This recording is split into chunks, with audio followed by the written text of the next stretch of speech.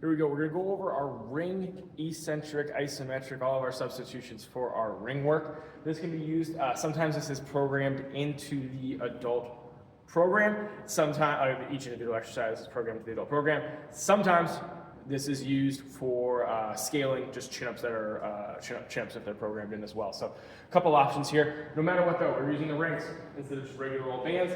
We can use bands for substitutions if needed, but this is just going over a different version here. First we're going to go over is our isometric. We see this pop up as an individual exercise during our adult program pretty often. When we do these next three exercises, we have isometric, eccentric, and then feet assist chin up. We want the rings to be set up either chin or collarbone height. For newer individuals, I recommend you go collarbone height. The reason being is they're not used to really having that tension through their shoulders yet, and they just kind of like drop and they end up about eye level if they do that. So chin to collarbone height, sometimes you can go a little bit lower too. For the isometric, what we're looking for here is I want my elbows to point down and in, and when I do that, my shoulders pull back and down. All I'm going to do here is I'm just going to bring my knees up towards my chest, and I'm just going to hold this position. If that is too challenging for one of our adult clients, what we can do instead is we can put our feet out in front of us, and we can just get our heels off the ground. So when I do this, I bend my knees, I bring my heels up off the ground, and I'm holding this position for as long as I can. For someone who's a little more experienced in chin-ups, that's going to be way too easy. They'll be there for like 30, 45 seconds. For someone who is a little bit more deconditioned, not quite as strong, that's going to be actually a pretty good scale.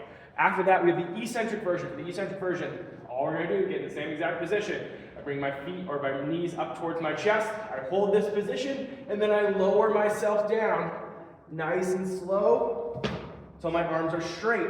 Once I'm in this position here, I pull myself back up and go back down. My feet are flat on the ground when I do that pull. I'm trying to mimic the chin up as much as I possibly can.